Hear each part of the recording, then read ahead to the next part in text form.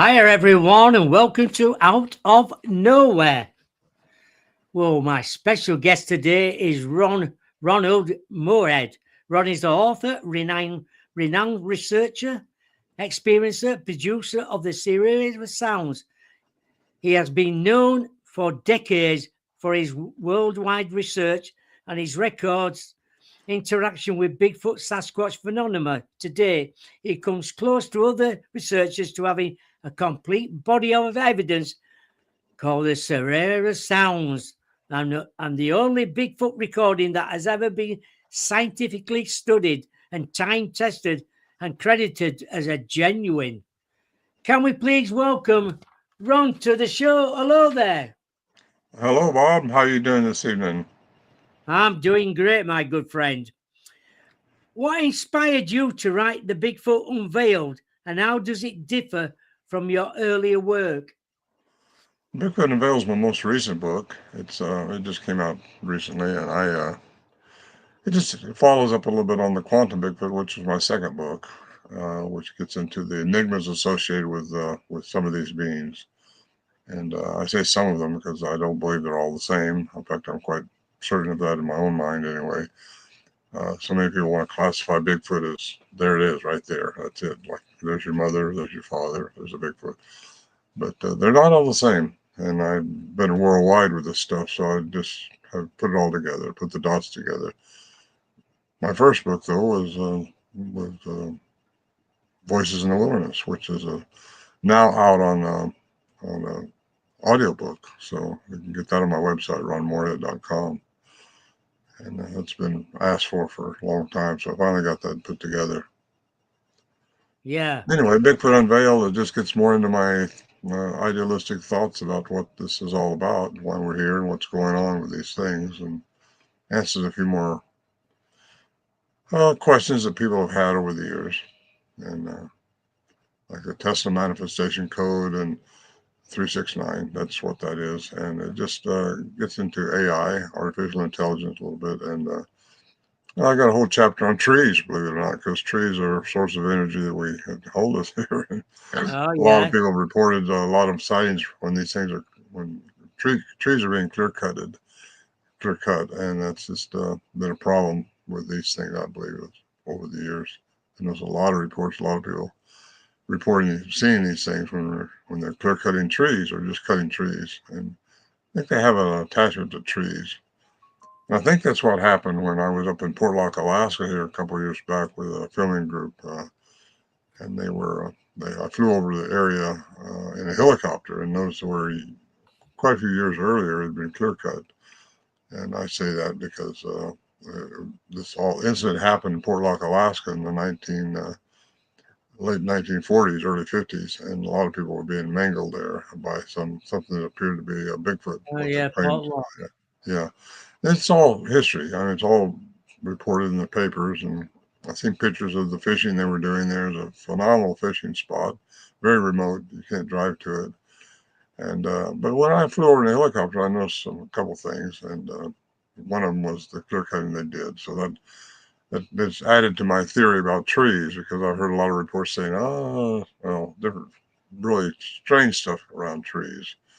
So I think they have an attachment. Trees are very important to us. We just tend to mutilate the country by cutting them down all the time. But we take that for granted, like nothing to a tree. Just cut it, burn it, or use it for furniture or something like that. But they provide air for us, and uh, didn't mean to get off on trees. He's asking me about a book here. Yeah, well, it don't matter. You know, after decades of research, what still motivates you to pursue the Bigfoot phenomenon? Well, it kind of pursues me. Yeah, I've just been hung up on it since the '70s when I ran into a family of me and some other guys, and in this remote area of a hunting camp, remote area of the Sierra Nevada mountains of California. And we took tape recorders in, and we had repeated visits, and started recording them, recorded their chatter, and had the tapes analyzed by the University of Wyoming. They spent a year studying them, said they were not speeded up, not slowed down. There was no fun making in them at all. They were outside the human range, representing something.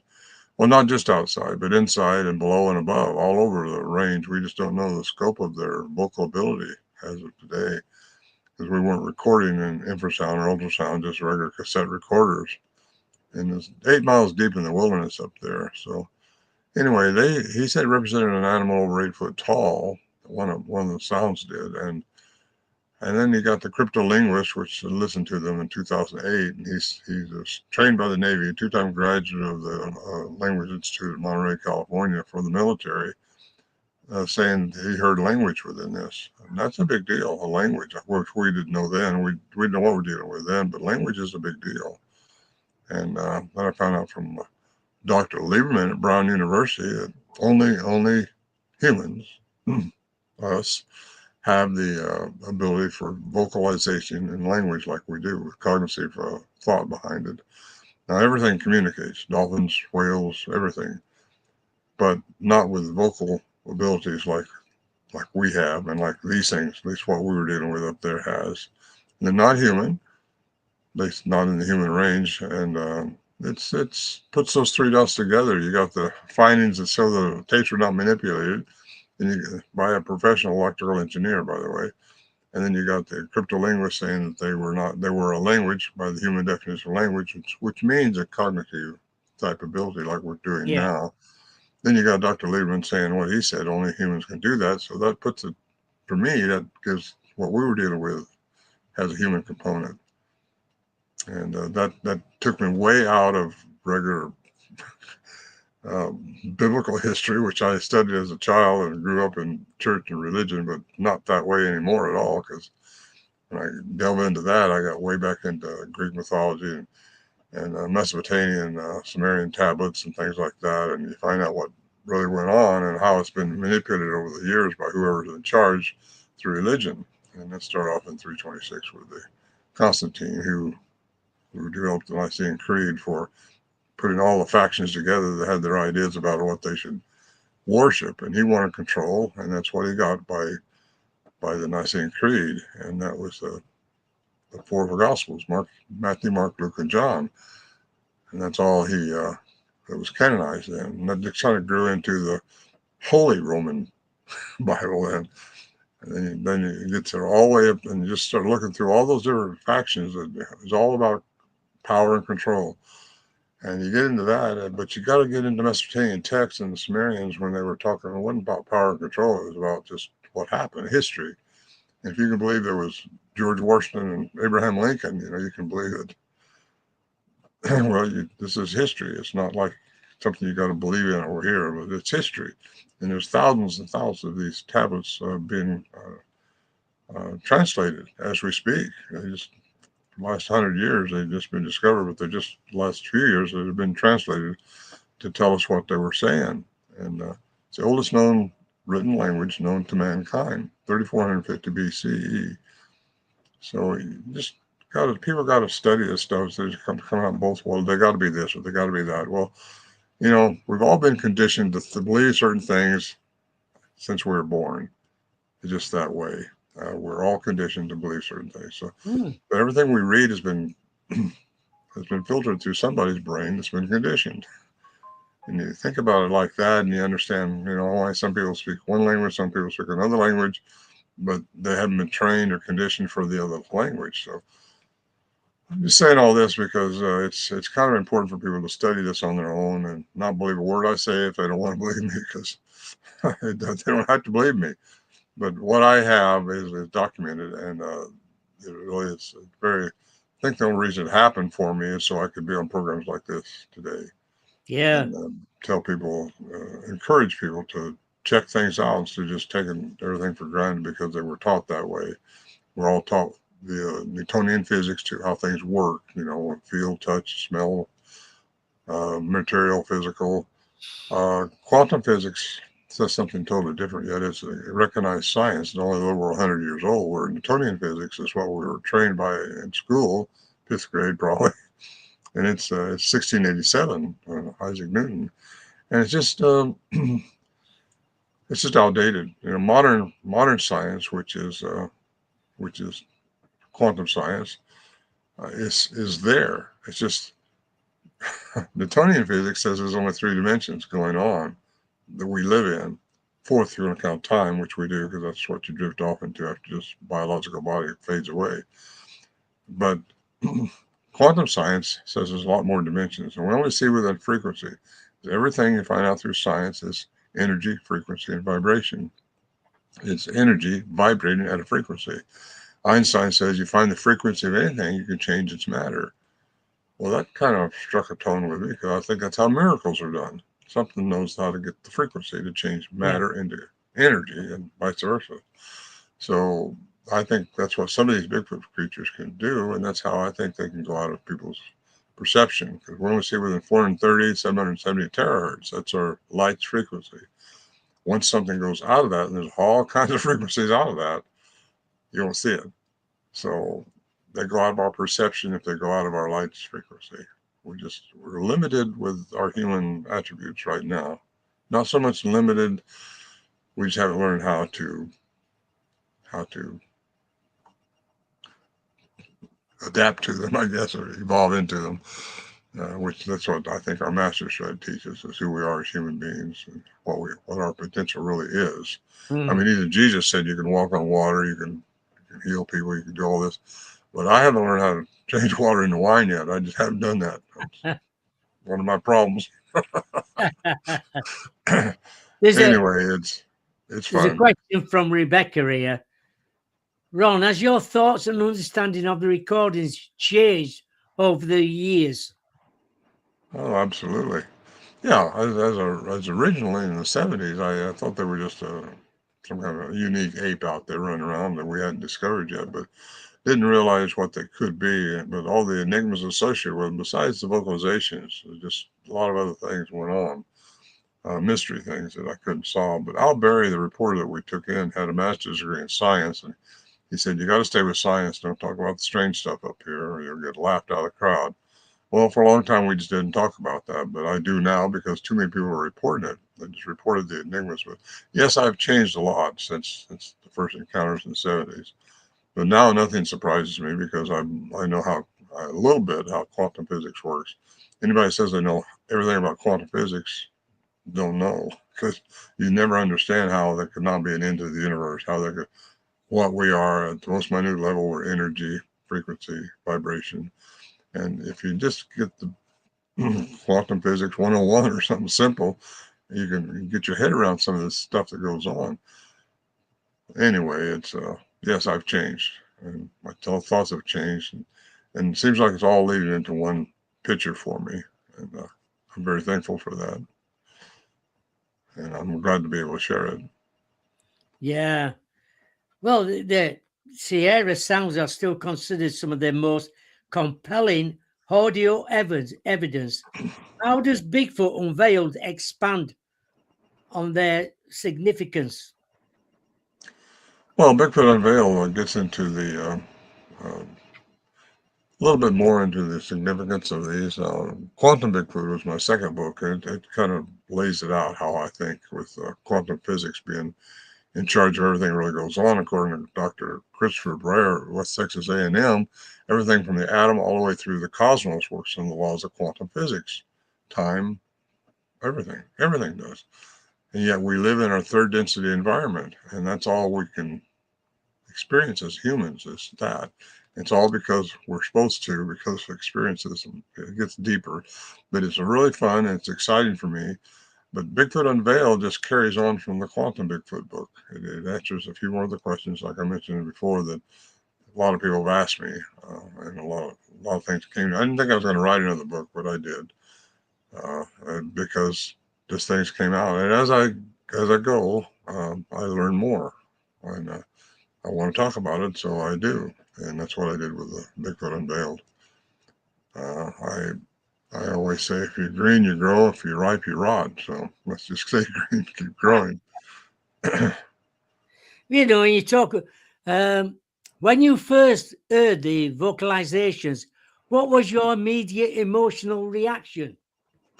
Well, you're sitting there with your gun cocked, ready for them to come in and shelter after you. We're all a little bit concerned, but we knew they had the strength and the ability to break through that little shelter we had, for sure. But they weren't doing that, even though it sounded like they could at any time. But we also knew they were chatting amongst themselves, arguing amongst themselves out there. It wasn't just like one of them out there; was several, and didn't know what that was all about. But if it was about us and who's going to put the salt and pepper on us, we were ready for it. It's a hunting camp. It wasn't. We weren't up there, hunting for Bigfoot. We was up there. It was a hunting camp, and it had been actually activated since 1958 when the Johnson brothers started going up there. This didn't really expose itself until 1971 when Lewis and Warren Johnson went in there just as a trip during the summer and see how the camp was. And it's quite a trek getting in there too, by the way. It's I bet not it an easy is. thing. Yeah. And so anyway, it's my first thoughts were, well, they hadn't got these guys yet, and I'm up here now because I brought it. I went in 1971, and they said you got to take a gun with you because I said, well, I don't want to shoot this thing. I wasn't a killer really, but they say, well, it's not for you, it's for us. If someone gets after us, we want you to be able to shoot. So I bought a handgun, a 357 Magnum, and I did carry that. But again, it wasn't intended. My intent never was to shoot at one of these things unless we were or one of the other guys were attacked. And we never were attacked. There was no maliciousness at all. In fact, it was more friendly gestures, like they would give us gifting and stuff. Different things would happen over the years that lead us to think they were welcoming us. They weren't trying to. First, the original sound very aggressive. I think they were trying to warn us off, trying to get us out of there. But it didn't happen, and we didn't shoot at them. So it was a rapport got built up, and we started capitalizing on it and became no fear. I mean, just become fearful is what you got to watch for when you're doing it because Yeah. fear is your enemy. And I've been up there by myself a few times, and I did that just so I wouldn't have the fear, so I could get through it, and I did. And but people have to learn to control their fear when these things start screaming and coming at you or whatever they're doing, and it's just yeah, you're concerned, but you're not. I knew who I was even then as a human being, and nothing can bother me. I used to say nothing can bother me unless it passes through the hands of God first. Well, who's God? We don't know that, but it's all idealistic. But I felt that way. I mean, once you feel that way, you have a confidence within yourself that everything's all right. And we are the species on this planet who has dominion. And you can call these things off if you don't want them around. And that's happened with us a time or two up there. When Lewis Johnson said, "Go away, we don't want you here." Or he was here to hunt. And they left just like that.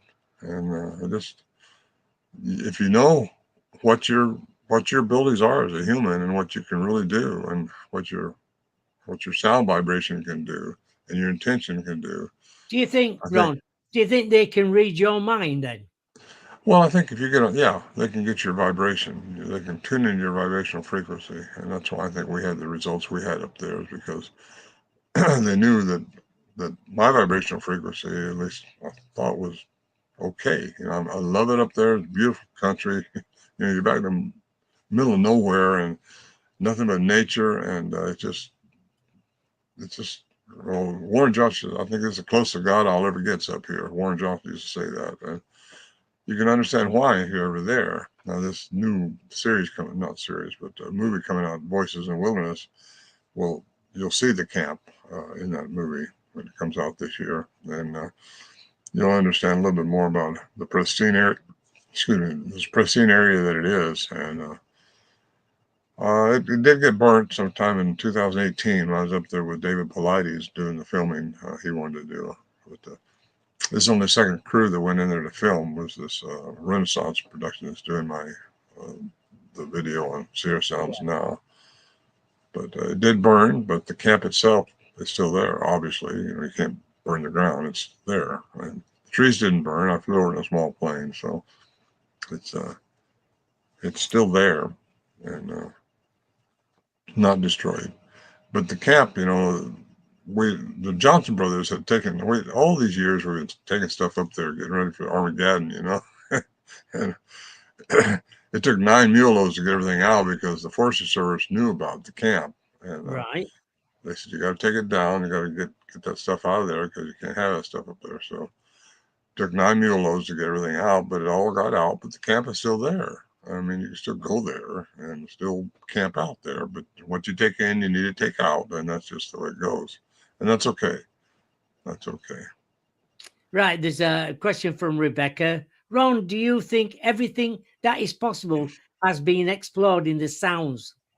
No, no, I don't. I think more can be, and the more is being explored all the time. Renaissance is doing more of that. They're trying to get more and more uh, collaboration um, documented, because anybody's always had those sounds have been open for anybody to look at and to study, and people have tried to debunk those for 50 years now, over 50 years, and they can't be debunked because they're real. And I was there, and we believe me, we're trying everything to get more of a handle on this thing and see what was going on. Al Berry, especially, he was the one trying to really find a hoax or find something wrong, because it's kind of inconceivable once you've been there to believe that somebody could know when we were going to get up there and do all the stuff that was going on artificially. And the only thing they left was their tracks, and we were able to record their vocalizations. So anyway, yeah, more can be done on the sounds, and I think probably what we're doing now with Renaissance, the production company, I think they're going to put it over the edge for a lot of people. A lot of people are going to understand more about this. It could just get the renown what it needs. It needs to. Because what happened up there is very significant, and I had no idea. None of us did at the time just how significant it was going to become, like it Mm. is today. It is very credible, very. It pulls you right into it, and you hear the emotions and the sounds, and you can. I originally produced two CDs. Did ones. They're both about 40 minutes long, and they're on my site too, ronmoorhead.com. But it's got the sounds there with the narrative with it. Jonathan Frakes' Star Trek Second Generation is narrates the first one. I narrate the second one, and I wrote both, or I wrote the second one. Al Berry wrote the first one, and Jonathan Frakes narrates it. Rick Allen's asking a question here. Why does Ron think that Bigfoot doesn't exist in the fossil record? A lot of things don't exist in fossil records. Well, I shouldn't say that. They probably exist somewhere, just haven't been exposed or brought out. Uh, when they die, what happens? If you really get into understanding how things work. I One time I ran across a bear up there. Me and another guys walking into camp and seen the smoke go away. Go up there and he was eating on a deer, a fresh deer, and had been shot by somebody somewhere or something, or injured or somehow. Anyway, there it was. On the way out, we found when we came back by it, noticed it had been eaten away a lot. Next year, went up there, nothing but a few bones left. Then you go up there a year or two later, you never know they were there. So as Gone. fossil records go, of course, native lore says they take care of their own, they bury their own. And if my theories are correct, that some of them are able to go in and out of our third dimensional density, their time wouldn't exist like they exist in our three dimension. It's a little deep, but it's fun to look into. Oh, yeah. Time as we know it, and this has been established now by our NASA. Outside of our gravitational pull of the Earth, outside of our environment here on Earth, time doesn't exist the same way. It goes by a lot faster and a lot different. And people think, well, heck, it takes so many thousands of light years to go from that planet to this planet. Well, if you're out there, it's not going to be like that at all. Time is just different. And uh, Richard Fryman has got a really good uh, dissertation on time dilation, how it works. And you start listening to him, it gets you going. He's pretty cool. He's a physicist, and he's written several books. Yeah. But yeah, why there's no fossil records? If they can step out of our time zone, and also, well, let me back up. Fred Beck, who supposedly shot one back in 1924, I think it was, around Mount St. Helens in California, Oregon, Washington, excuse me. wherever it is, somewhere here on the West Coast. Supposedly shot one there at the camp, and it fell, and he went to find it, and it wasn't there. And he said he hit it dead on. It fell off a cliff embankment, a very 300-foot one, I think he said. And yet they couldn't find the body. Well, a whole posse went in there, I guess, looking for it. That's Couldn't find because it. the whole, huh? It's quite a story, really. And what happens to the body? A lot of people I've talked to over the years claim they shot one. Well, I say a lot, a few. And also, if they can, what maybe the other ones just take it away, or maybe they step out of the art dimension and get into something where time as we perceive it Exactly. don't exist. Yeah, Right? Yeah. I think so. You explored the idea that Bigfoot may be not be purely physical, that led you to consider quantum or interdimensional explanations. Right. Well, that's because of the enigmas associated with it. I was just me and the other guys were experiencing up there. One time we thought our camp was being torn apart, and we look out there later and nothing's changed. Well, did they hypnotize us all? We were all experiencing this. We'd see lights different times. We just strange things besides just the vocalizations.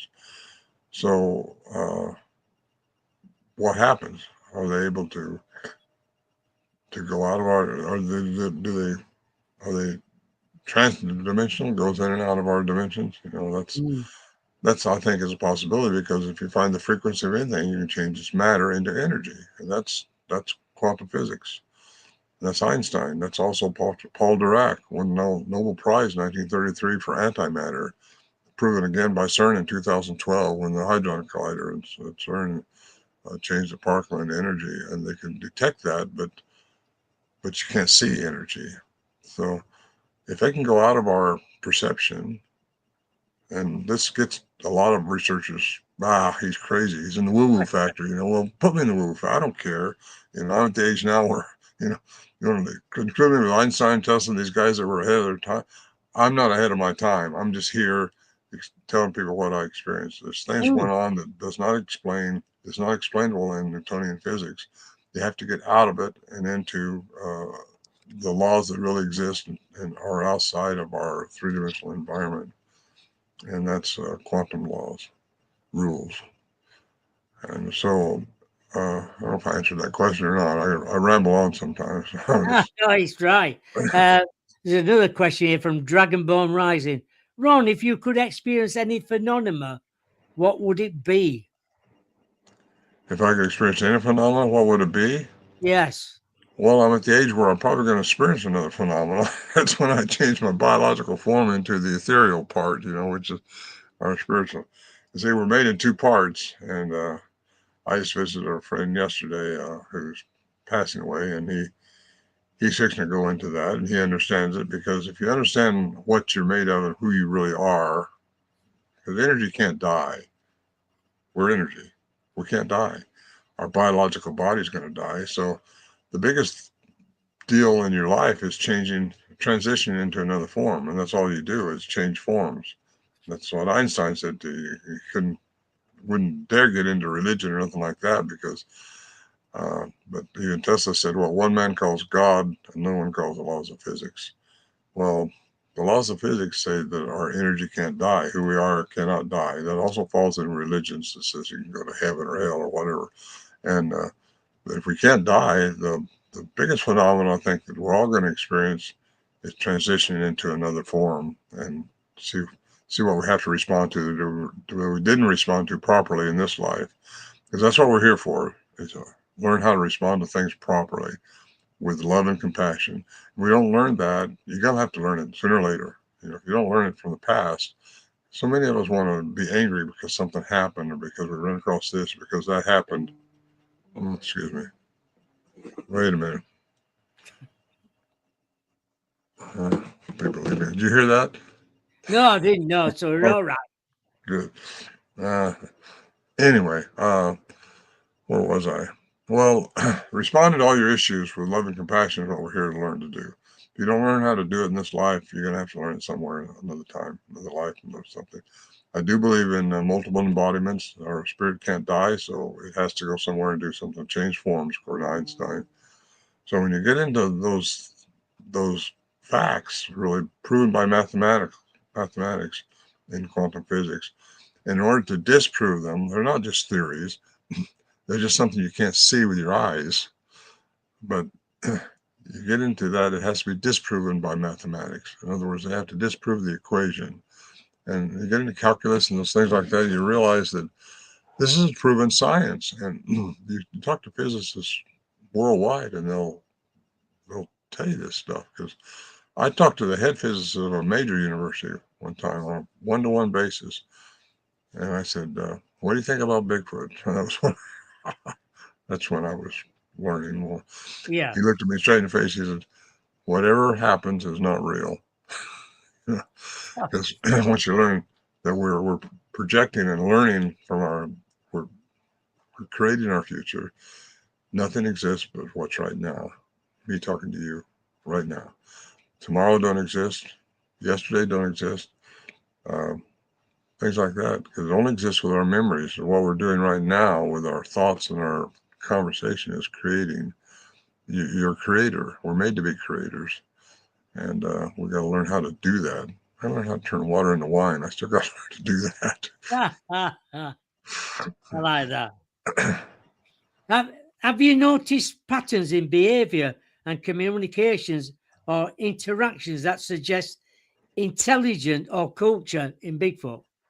Absolutely.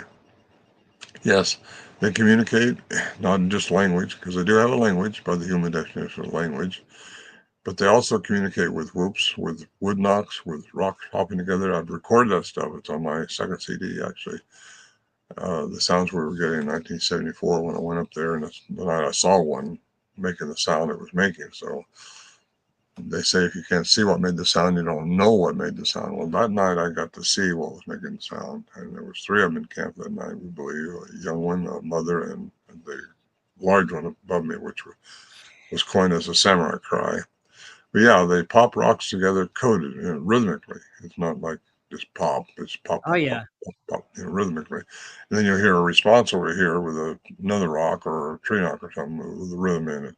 So I think that's what they do to start off with, just to see where they're going to be with you.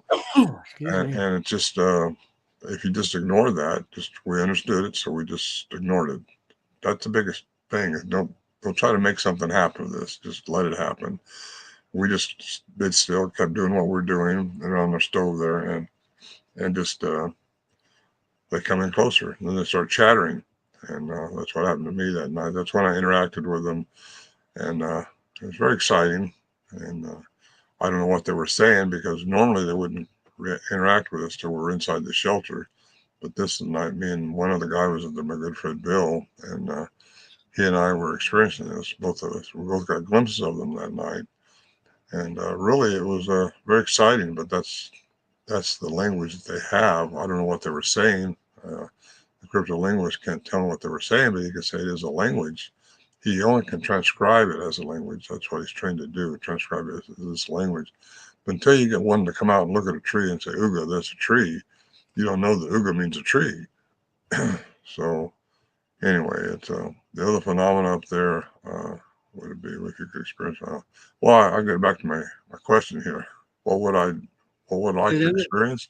Well, we're all going to experience it when we get age you and I are, me especially. We're going to change forms. That's going to be the phenomenon that I'll hopefully enjoy. I think I will, yeah. Because it's if I'm here to learn and I'm trying to learn, uh, that's what it's all about. And treat people right, treat people good, treat your life with love and compassion, and you're going to change your own vibrational frequency. We have to get out of third density. We're all in the third density vibration. Until you learn to get out of that, which I think we're all the ones who think like this are getting a higher vibration, and things better happen for you. Things happen for you better. It's better way to say that. Yeah. And, There's a question from Rebecca here. Ron, is there any comparison in Bigfoot communications and ours? yeah, they talk very rapidly, very rapidly. And that's something that John Green reported in his book Apes Among Us when he was interviewing Albert Ostman, who supposedly was kidnapped and held captive for a few days by a Bigfoot family in British Columbia. And he said they were chattering amongst themselves. Well, that's what they do. You call it chattering, but it's very fast gibberish and too fast for us to comprehend. That's what the cryptolinguists thought in 1974 when I was recording them, that maybe they were slowing down their rapid chatter to something I could understand, because they were definitely directing things at me, questioning me about something, asking me something. I don't know what it was, but I was too analytical at the time to realize they were trying to do what I think they were doing now. And I was just mimicking them with my efforts to do that. And it wasn't turning out. I mean, I got, they thought it was probably funny because they do a toy with you, by the way. They mess with people. They were messing with us. And we thought we were there studying them. They were probably messing with us, learning more about us. But they're really nothing's supposed to interfere with our karma, what we're supposed to react to. And I feel like I've been reacting positively to things. And that's probably was a plus for me when I was dealing with them up there.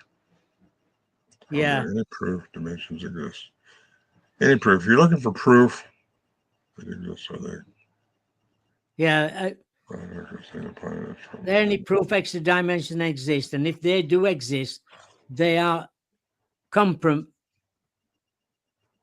com compactified. Well, they're trying to wonder if they're from this planet. Tiny in size, or if Bigfoot is seen on the planet, is it Here's from what I the think. universe? I think there are other dimensions. So whether or not they're in those dimensions, out of them, I think some of them can be. I don't think they're all the same worldwide. I've been around the world with this stuff. They're not all have the same attributes. If you can think there was a Neanderthal, if you can think there was a Cro-Magnon man, Bushman Hottentot, the different Denisovians, the different type of troglodytes way back, way back, and believe that aliens have been here and are coming here throughout these eons of time, have been coming here. They've been hybridizing some of these troglodytes. They've been hybridizing them to become more like them for worker force. For Stitchum talks about this in his book, but you find out more about this in the cuneiform text, which is the Sumerians' written cuneiform language, 3150 BC. If they are able to, they're not all the same. So I'm just going to talk about the ones that I encountered up there. I think they were able to do that because we should have seen them more often with all the stuff that's going on. Until they lower their frequency into your density so you can see within that frequency we have, you're not going to see them. So how many times have they been around when they weren't in your visual perception? That's the question. Probably quite a few times. They're probably good at camouflaging too. And are they in our dimension or out of our dimension at that time? There's so many frequencies going on out there. We just live in three. Four if you count time. We think time is going to go like this. Linear time. Nah, it don't exist. It just exists for us because that's how we perceive things yesterday, today. Even the speed of light don't exist. I mean, you think it does. It's supposed to be the fastest thing going on, but if you try to time it, you can't time it for 8 minutes and 20 seconds from 93 million miles away. No, it's a plus minus thing, and it's fine. Listen to Richard Freeman's dissertation on time. You'll love it. Yeah. I loved it anyway, and I listened to it twice already, 3 times, and it's just a good explanation of how time works. And if you can get your head around that, you're a step ahead because you realize that you got to live in the now and make the most of everything going on right now, because you don't know what tomorrow brings, if tomorrow ever comes. Exactly. Janice is here asking a question. Ron, have you ever played music for them? And if so, did they react? We have, and no, they didn't. It was a trick. Well, it's 8 miles of wilderness, so we played the recordings back to them, which didn't get a response. You can't make it happen. They kind of see through your tricks. At least what we dealt with, seeing through our tricks. We tried to take pictures. We couldn't get pictures. We tried a lot of things. Music for them, Maybe they want whale music. I don't know. Maybe they would respond to different types of music, but they'd respond to the music we'd put up there, and we'd sing around the campfire or something like that. I think that creates a better vibration around the camp. Uh, so I think that's a good thing to do, though, is relax and just be who you are as long as you're a good person, not out there trying to shoot them or something. Then they're going to come around if you're trying to shoot them. They'll sense that. They'll see that in your vibration. We have an aura. We have our energy field around us. That's created for our hearts. Everything's from the heart. We have a pineal gland. Let me get that right quick. We clean up our pineal gland inside of our brain, Yeah. which has been calcified due to our diets that the government's been giving us for the last 50 years. And if you can clean that up, you'll get more sensitive to things and more information will come to you, which leads right into your heart. You get a gut feeling, that's my theory. You get a gut feeling in your gut, and it goes to your head. But your mind, which has been totally conditioned over the years, will say, go over here, don't go over here. But your heart says, go over here. So you got to learn to listen to your heart because it's the boss. It has more energy than your brain will ever have. Your brain just coordinates and controls your bodily functions. Who you really are is in your heart. And when you get the coordination going, that's what chakra is all about. Learning how to meditate and get yourself aligned with the universe. Because once you get that all that connection going, you receive the truth of what's going on in your heart. And so many people analytically override that, like I do a lot or used to. I learned to more and more live by what my Yeah. heart tells me. And Exactly what your heart tells you. Yeah, dragons in the do you think they have got accents depending on where they're from? oh, that's a good question. Uh, well, I don't know. I think a lot of them have been, they've been here a lot. They've been here as long as we have as Homo sapiens, and probably longer, in my opinion. But some of them have raised up, just gone through the relic hominid thing, like so many people think they are. A lot of them have crossbred with indigenous people. A lot of them have probably been around indigenous people and learned that part of that language also, and maybe it's been incorporated in what they say. What we have up there, what we record up there in the Sierras, is an unknown language. And some people say, well, I heard Choctaw in that, or I heard Blackfoot language in that, or something like that.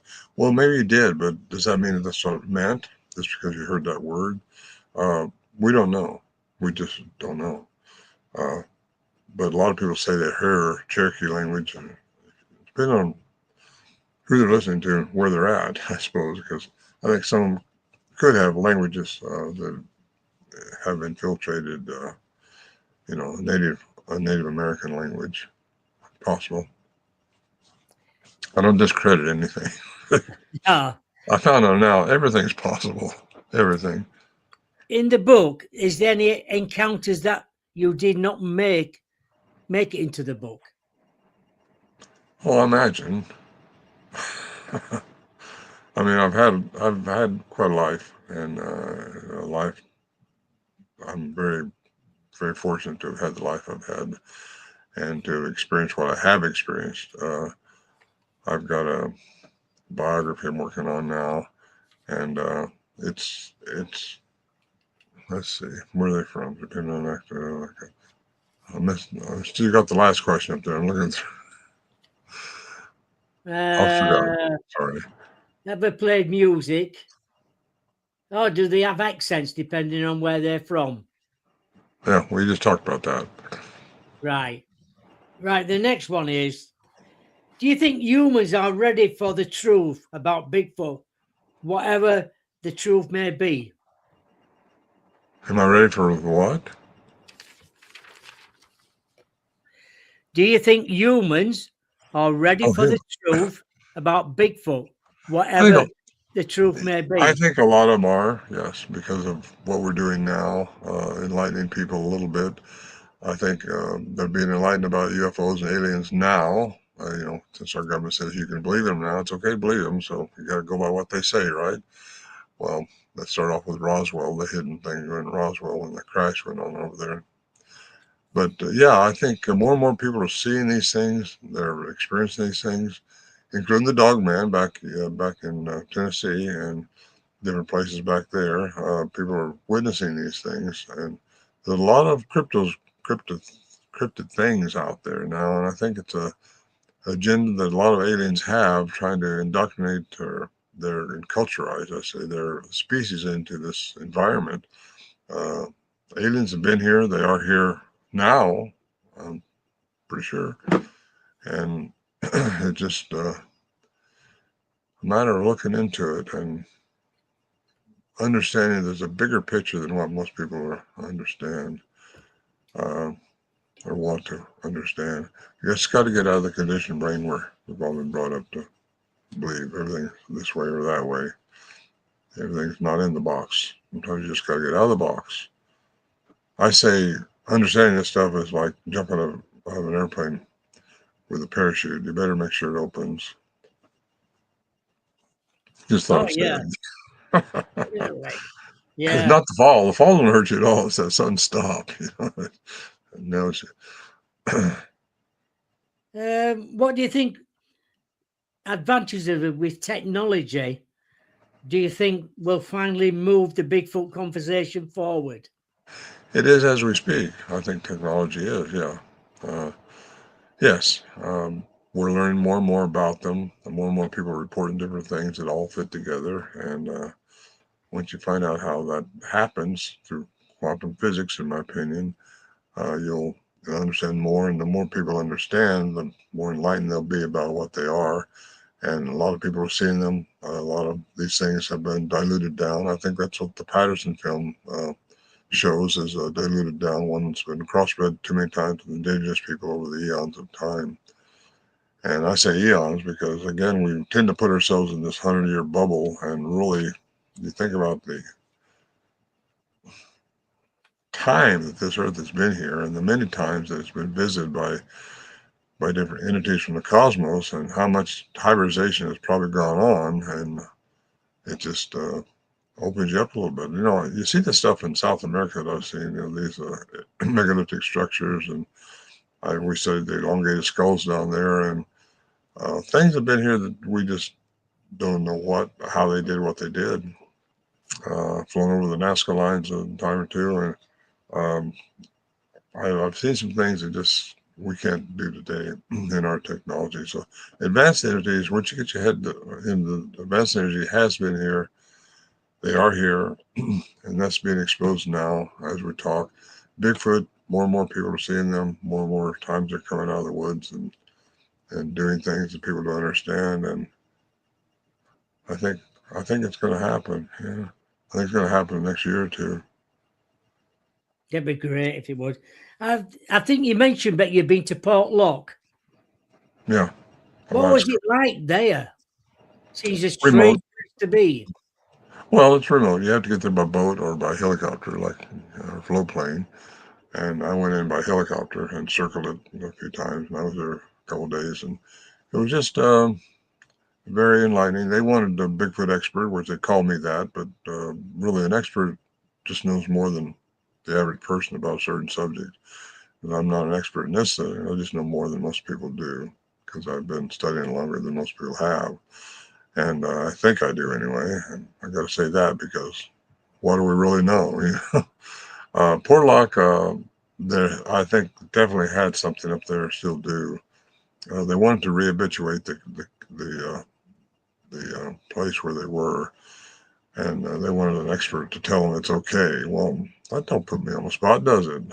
You want me to tell them, Oh yeah, it's my okay coming here. If you get your arms ripped off, or just, they're not friendly. If they don't, well, I think Mike suggested that was just come back without the filming crew, without all this stuff, and just, 3 or 4 of you, and relax and respect the property. I think that's what we all have to do. Learn to respect this planet we're on, and respect the forest, respect what we got, and learn how important it is and how lucky we are to have all this as a human species. And we seem to be a warring species. We tend to want to hurt somebody else all the time. If we don't understand something, we want to shoot it. Well, look at the wars going on now, the aggressiveness going on between people. We got to get out of that. It's just not good for us as a species. And I think we are, some of us, learning to raise that frequency and get out of it. But a lot of people won't. And I think that's, if you look into the history of the cuneiform text again, the brothers that were fighting, the da da da, it all fits into what you all been canonized back in the 66 books over here. But read the Book of Enoch, read the different books like that, read and study it for yourself. You find that there's just so much going on than what you've been taught. And I think history is going to have to be rewritten. A lot of biblical stories are going to have to be retold. A lot of education has to be changed. People will get a handle on this at some point. Some people will. Some people never will. There's still research out there on programs like this talking about how they have to be just flesh and blood, nothing else. They're back biological, nothing else. Well, that's kind of closed-minded. How can they do that when they've never experienced anything else? They shouldn't say they know everything when they don't know everything. I don't know Correct. everything. Here I am, someone who's experienced them and interacted with them, been around them, Yeah. within feet of them, and you know what? They think I'm delusional. All these other people that are claiming the same thing aren't delusional. Well, give it a break. You can't say you know what they are. They have to be this, have to be biological. Well, they are biological, or they are a third density environment. They are definitely biological then, but can they step out of that through frequency? Yes, that's a fact. They can do that. Some of them, they're not all that way. Again, some of them diluted down from crossbreeding with indigenous people over the eons of time. Maybe they've lost that attribute, or who knows. We'll know everything someday. Yeah. Question here. If definite proof emerged tomorrow, what do you think would happen culturally and scientifically? If what happened tomorrow? If the proof emerged about Bigfoot? Oh, well, I think proof has emerged, and I think the government, if they can't control it or understand it, they make fun of it or hide it. And that's just the way our government is all over. They have to control the narrative that controls the people. And really, and if they can't do that, they're not going to acknowledge it. So if it gets acknowledged, it's going to be because they understood it. And that will shock people because they'll find out these things are out there. There's a lot of them. They're multiplying. What they are, we don't know for sure, but I know I've seen things that were not human on this planet.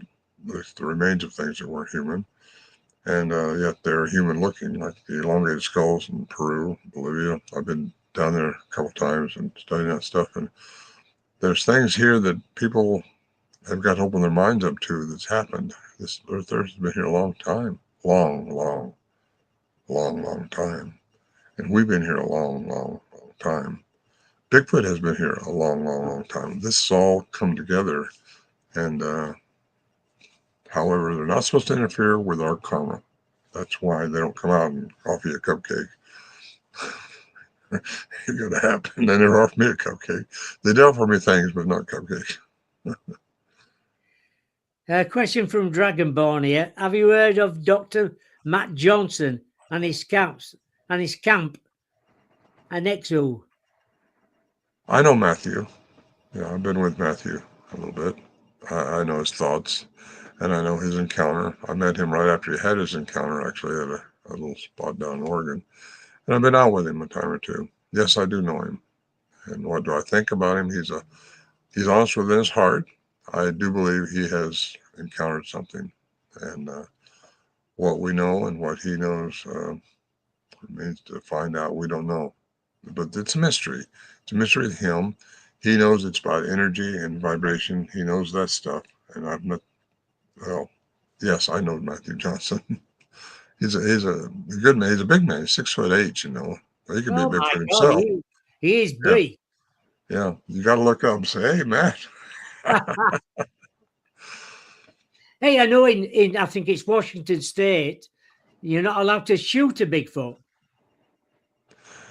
Well, I understand there's a county. Yeah, there's a county down in southern Washington that says you're not supposed to shoot them. But until the government really acknowledges them, they won't do that until science acknowledges them, and science won't acknowledge them Excuse me.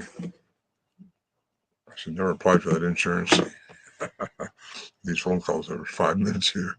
Um, Laws about, well, the state of Washington don't have that law. It's just a certain areas, certain counties that where people have encountered them too many times. People have to put up a warning for it. And when the Forestry Service does that, well, they're in a way acknowledging these things exist, Mm. and that's remarkable, really. But most of the times they won't. Like Matthew Johnson, speaking of him, when he had his encounter down around Grants Pass here in Oregon, and he got the Forestry Service to come out. He went nationwide with his sighting because he thought, well, I'm a PhD, I can say this stuff, people are going to believe me, but it still wasn't enough, you know. And Forestry Service won't come out and say, yeah, they're there, even though behind the scenes they'll say something out there, better watch out. Well, he didn't know because he's 6'8" and he sees something over 8 foot looking at his family. That's going to jar you a little bit because you don't know what their intentions are. You No. just don't know because they're bigger than you and they're stronger. They they don't know, and we don't know. We never knew. I still don't know what we're dealing with up there, other than it was something very strange. Was not intimidating after a while. It was intimidating to start with, but I think you just got to know who you are as a human. And Matthew, I think, knows who he is as a human. Um, anyway, the government is not going to tell us anything until they can control it. I'm dead sure as well. Um, is there any upcoming projects, expeditions, or books you are excited about? Yeah, actually, I'm leaving a week after next. I don't know when this will air, but I'm going into. Well, I can't really talk about it, but yeah, it's an expedition, and it should be filming. It should be good, really. And if that happens, which you never know how things are going to turn out. But yeah, that's an expedition. I'll be back summer. I got to speak in Packwood, yeah, down below Mount Rainier in June. And after that, I try to keep my summers a little bit free, even though I'm on a lot of podcasts in between. I don't fly commercially anymore, and I have to, uh, just because I don't like it anymore. I think I mentioned earlier when we were off the air that I used to have my own airplane, and that was when it was okay. I could go where I want to go. Excuse me. There we go. Is that right? So uh, there's a few things happening, but I'm at the age now where I'm not out there trying to prove something to somebody, or I just want to learn more if I can while I'm still here and help others if I can with what I think I know. Oh, definitely. Yeah. Um, when you speaking at the next conference, then? In Packwood, Washington, that's in June. And unless I got, well, conferences, yeah, like I said, I've limited those to the ones I can just drive to on the West Coast right now. And I'm going back to Tennessee in a week or two. And who knows? I mean, I'm not scheduled for any, but that doesn't mean I won't be at some. And if I'm there, I'll probably be asked to talk. Maybe. Uh, I'm kind of on the out of the fringes here. I'm not in the box. So a lot of people, I have a fairly good following, I suppose, but it's the people that realize there's something going on that they just don't understand. So uh, I'm happy for that. But Tell us, I think, tell before we go as well. Tell us about your podcast you do with Daryl Denton. oh yeah, thank you for asking.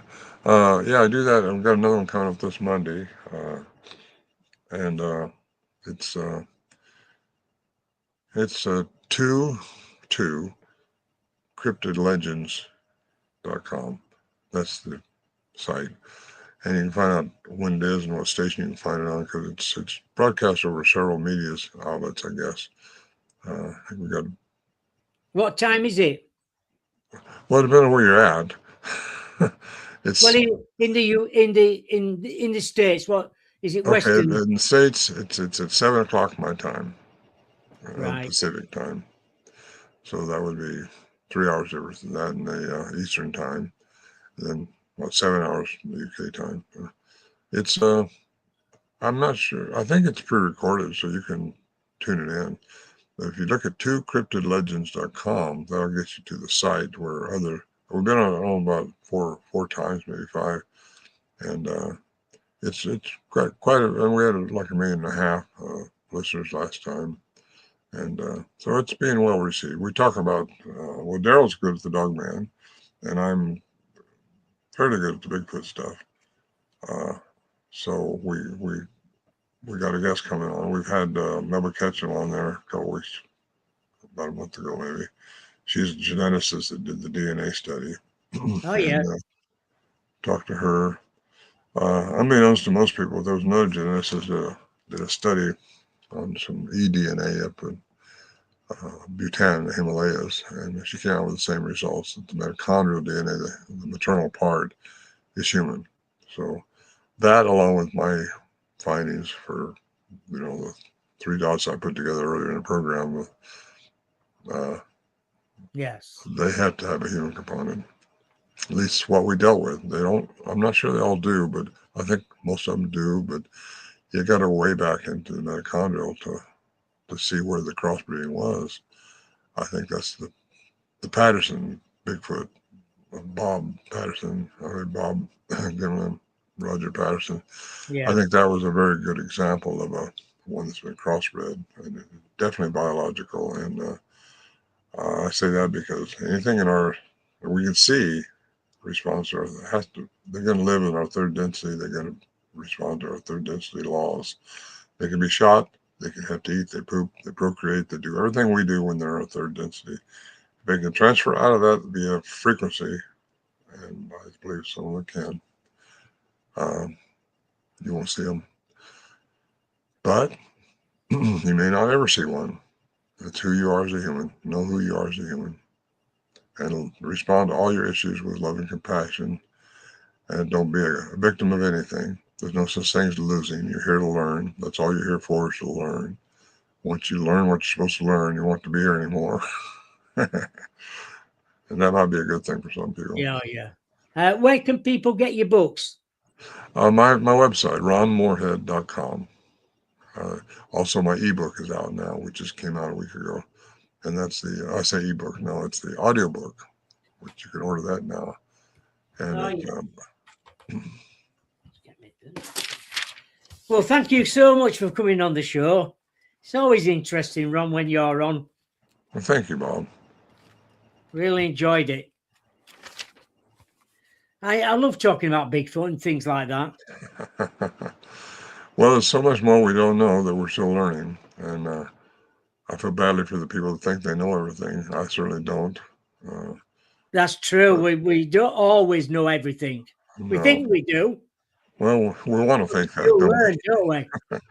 Well, we know our truth. Yes, exactly. We do. Yeah. Well, thank you again for coming on the show. Bob. Thank you to everybody in the chat room for their questions. It's been really good. Extra questions is always helpful when you're doing a podcast. Thank you, and for having me on. And people can contact me with questions through my website. Yeah. Yes, thank you. My guest next Wednesday, that's February 18th, is Richard McCandlish. I think we're talking about Bigfoot then. Yeah, he's a friend of Linda Sigmund. So that's next Wednesday at 2:00 Eastern. Yes, I always bloody forget. 11 o'clock Pacific and 7 p.m. in the UK. So thank you to everybody again. Thank you to Ron being here. It's always great when we're talking to Ron.